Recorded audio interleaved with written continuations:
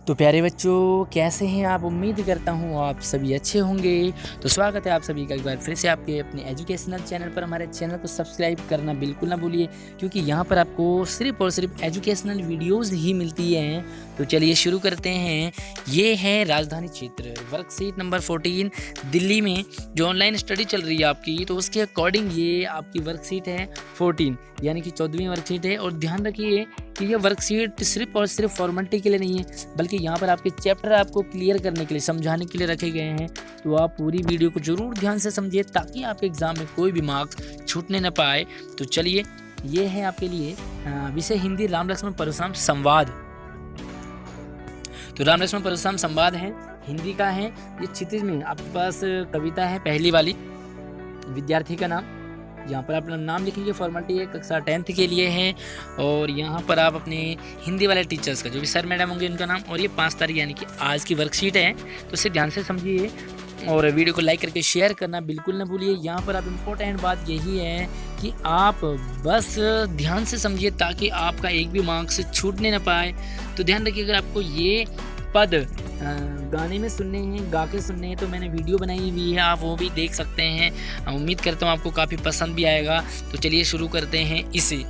ये है राम लक्ष्मण परशुराम संवाद का जो पहला संवाद है, यानी कि जो पहला है वो ये कि नाथ शंभु धनु भंज निहारा, होई केहू एक दास तुम्हारा। जो यहाँ पर एक कहानी है सीता स्वयंवर की, कि सीता स्वयंवर में राजा जनक ने धनुष तोड़ने के लिए धनुष तोड़ने की शर्त रखी थी कि जो भी धनुष को तोड़ेगा वही सीता के साथ विवाह करेगा। और इसके पीछे भी एक लंबी कहानी है कि आखिर क्यों कहा था उन्होंने, ऐसी शर्त क्यों रखी थी सीता स्वयंवर की। अगर आपको पता हो तो वीडियो के कमेंट बॉक्स में ज़रूर लिखेंगे, नहीं पता है तो आप ज़रूर पूछें हमसे, मैं ज़रूर बताऊँगा आपको। तो यहाँ पर देखिए कि जो भी शर्त रखी थी, शर्त के अकॉर्डिंग राम जी ने धनुष को तोड़ दिया था, धनुष के 2 टुकड़े कर दिए थे, या उनसे हो गया था। ठीक है, इसमें आप पूरा पढ़ेंगे। तो उसी के ऊपर ये राम लक्ष्मण परशुराम संवाद है, यानी कि राम, लक्ष्मण और परशुराम, इन 3 लोगों का संवाद है। संवाद यानी कि डायलॉग, आपसी बातचीत। तो नाथ संबोधन भंजनी हारा हुई केहू एक दास तुम्हारा। परशुराम जी गुस्से में आते हैं स्वयंवर में, और वो देखते हैं कि धनुष टूटा हुआ है। और यहाँ पर ध्यान रखिए कि जो शिव का धनुष है, शिव यानी कि शंकर भगवान परशुराम के गुरु थे। और जैसे ही आप अपने टीचर का सम्मान करते हैं, रिस्पेक्ट करते हैं, वैसे परशुराम जी भी बहुत ज़्यादा करते थे। और गुरुजी का धनुष टूट गया तो यहाँ पर वो बड़े क्रोधित होते हैं और पूछते हैं कि नाथ शंभु धनु भंज, वो कहते हैं किसने तोड़ा। तो यहाँ पर राम जी उनका रिप्लाई करते हैं, उत्तर देते हैं कि नाथ मतलब स्वामी, परशुराम जी को कहते हैं कि शंभु धनु मतलब शिव जी के धनुष को भंजनिहारा मतलब तोड़ा है किसने, होई केहू, केहू मतलब कोई एक दास तुम्हारा। वो कहते हैं कि जिसने भी ये शिव के धनुष को तोड़ा है वो आपका कोई दास है, सेवक होगा। आयसु काहा कहिए किन मोही, आयसु काहा कहिए किन मोही, सुनी ऋषाएं बोले मुनि कोई। तो वो कहते हैं कि आप आज्ञा दीजिए, आयसु, आयसु मतलब आज्ञा देना, कहिए किन मोही, सुनी ऋषाएं, ऋषाएं मतलब गुस्सा होते हैं, बोले मुनि। तो गुस्सा होकर के मुनि परशुराम जी कहते हैं क्या, कि सेवक सो जो करे सेवकाई। वो कहते हैं राम जी को कि राम जी आप कह रहे हो कि जिसने भी ये धनुष को तोड़ा है वो आपका सेवक है। थोड़ा सा ब्लर हो गया ये, तो बल्कि सेवक मतलब होता है जो सेवा करने वाला, सर्वेंट। तो सर्वेंट क्या करता है, जो सेवा करता है। सेवक तो सेवा करता है, लेकिन यहाँ पर तो गुरु जी के धनुष को तोड़ा, तो ये सेवा नहीं बल्कि ये अरि करनी, अरि करनी, अरि कहते हैं दुश्मन को। तो ये दुश्मन की करनी है, ये सेवक की नहीं है, ये सेवक के लक्षण नहीं है। सेवक के लक्षण क्या है, वो सेवक सेवा करना है, गुरु की सेवा, माता पिता की सेवा। लेकिन यहाँ पर तो गुरु जी के धनुष को तोड़ करके अरि करनी यानी कि दुश्मनी का काम किया है, करी लड़ाई, लड़ने के काम किए हैं, ना कि सेवा के। तो आगे देखिए कि सुनहु राम जे ही शिव धनु तोड़ा। वो आगे कहते हैं कि सुनहु राम जे ही शिव धनु तोड़ा। कहते हैं कि जिसने भी हिराम, जिसने भी शिव धनु मतलब शिव जी के धनुष को तोड़ा मतलब तोड़ा है, वो सहस्त्र बाहु, एक इसके पीछे भी बहुत बड़ी कहानी है, सहस्त्र बाहु के समान, रिपु मतलब दुश्मन है, मोरा मतलब मेरा। तो वो कहते हैं कि जिसने भी इस शिव के धनुष को तोड़ा है वो सहस्त्र बाहु के समान मेरा दुश्मन है। आगे देखिए कि सो बिलगाओ बिहाई समाजा, इसलिए कहते हैं बिलगाओ मतलब अलग हो जाए समाज में। उस में जो सभा है, स्वयंवर में बहुत सारे राजा रखे होते हैं, तो परशुराम जी कहते हैं कि जिसने भी तोड़ा है वो समाज को छोड़ करके बिहाय मतलब अलग हो जाइए, बिलगाओ वोट के अलग हो जाइए, न तुम्हारे जे हैं सब राजा। अगर कोई बाहर नहीं आया तो ये कहे कि मैंने तोड़ा है तो मैं सभी राजाओं को एक साथ मार दूंगा। यानी कि अगर जिसने भी गलती की है, क्लास में भी होता है कई बार आपके साथ भी कि टीचर कहता है कि जल्दी बताओ भाई ये काम किसने किया वरना सभी को पनिशमेंट मिलेगी। तो यहाँ पर सेम वही बात परशुराम जी कहते हैं कि जिसने भी धनुष को तोड़ा है वो सामने आ जाइए वरना सभी मारे जाएंगे। सुनी मुनि बचन लखन मुस्कान। लखन कहते हैं लक्ष्मण को, जैसे वो मारने की बात करते हैं तो यहाँ पर जो मुनि बचन मतलब परशुराम जी के वचन सुन करके लखन मतलब लक्ष्मण मुस्कुराने लगे, उपहास करने लगे, बोले परशु धरे अब माने। अब माने का मतलब होता है घमंडी। वो कहते हैं कि परशु धरे ही अपमान करने के लहजे से बोलते हैं कि अरे आप तो परशु धरे ही हैं, आप तो फरसे को धारण करने वाले हैं कि बहुधनु ही तोरी लरिकाई।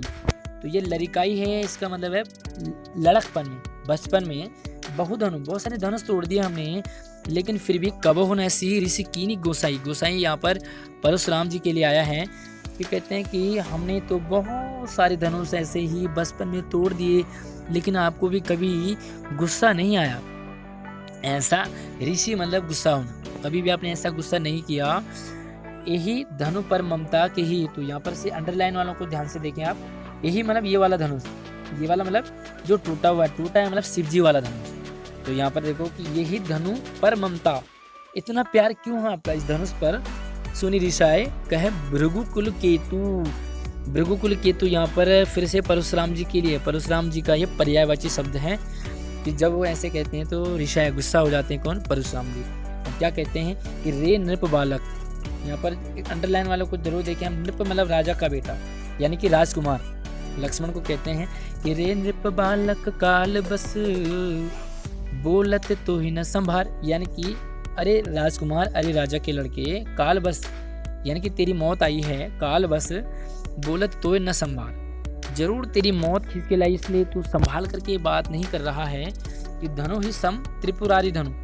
त्रिपुरारी कहते हैं शंकर भगवान को, तो कहते हैं कि त्रिपुरारी शंकर भगवान का जो धनुष है वो विदित मतलब जानता है सकल संसार, मतलब जो शंकर भगवान का धनुष है वो सारे संसार के धनुष से हटके है, यानी कि सभी धनुष को तो एक जैसा बताता है, ऐसा तो नहीं है।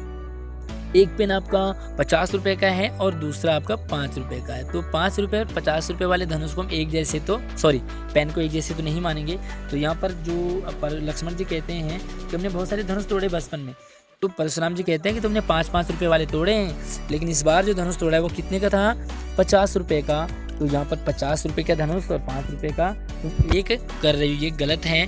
तो प्यारे बच्चों ये था, आपको इसके गा के सुनना है आपने, तो हमें मुझे कमेंट करके बताएं, मैं आपको ज़रूर सुनाऊंगा, वैसे सुनाया भी है। तो चलिए इसके प्रश्नों पे थोड़ा सा डिस्कस करते हैं। पद में कुछ शब्द रेखांकित हैं, रेखांकित माने अंडरलाइन। तो यहाँ पर आप देख रहे होंगे काफ़ी सारे जो वर्ड है वो अंडरलाइन है। अब करना क्या है कि शब्दों में से ढूंढना है। यहाँ पर अर्थ दिए, मैंने आपको अर्थ बताए थे, अब आप यहाँ पर ढूंढेंगे उन्हें। पहला यहाँ पर देखो भंग करने वाला, तो देखो एक शब्द आया यहाँ पर भंग करने वाला, ऐसा कोई है, तो कोई का अर्थ इसमें अंडरलाइन में ढूंढना आपने कि कोई का अर्थ कौन सा है, भंग करने वाले का कौन सा है। तो चलिए मैं बता देता हूँ आपको कोई का कौन सा है, एक दो बता देता हूँ, बाकी आप सारे करें।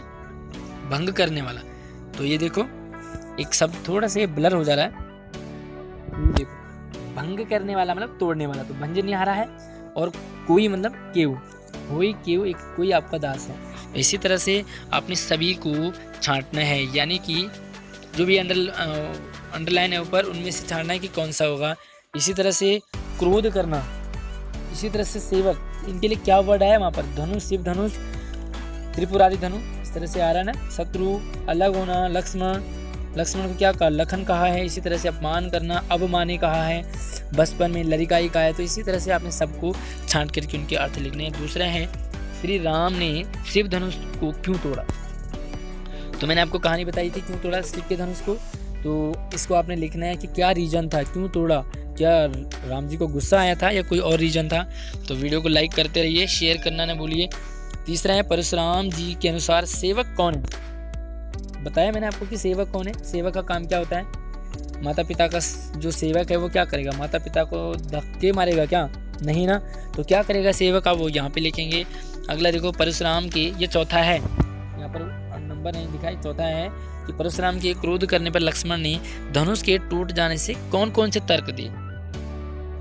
तो देखो यहाँ पर जो परशुराम जी हैं उन्होंने तर्क दिए थे कि शिव का धनुष टूट क्यों गया। तो तर्क यहाँ पर देते हैं कि वो बचपन में ऐसे बहुत सारे धनुष थे, ठीक है, इस तरह से। हालांकि ये सारे तर्क इसमें नहीं आए, कुछ इसके बाद भी तर्क आएंगे अगले वाले में, तो इसको आप अगर छोड़ भी देंगे वैसे करने की कोशिश करें आप। पांचवा देखो परशुराम के क्रोध करने पर राम और लक्ष्मण की जो प्रतिक्रियाएं हुई उनके आधार पर दोनों का स्वभाव बताना है।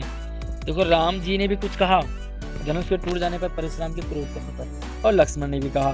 तो लक्ष्मण का स्वभाव कैसा लगा आपको और राम का स्वभाव कैसा था, दोनों का स्वभाव लिखें, एक जगह लिखें आप राम, तो ऐसे राम का स्वभाव, और नीचे लिखे लक्ष्मण, तो उसके बाद आप लक्ष्मण का डैश करके स्वभाव लिखेंगे।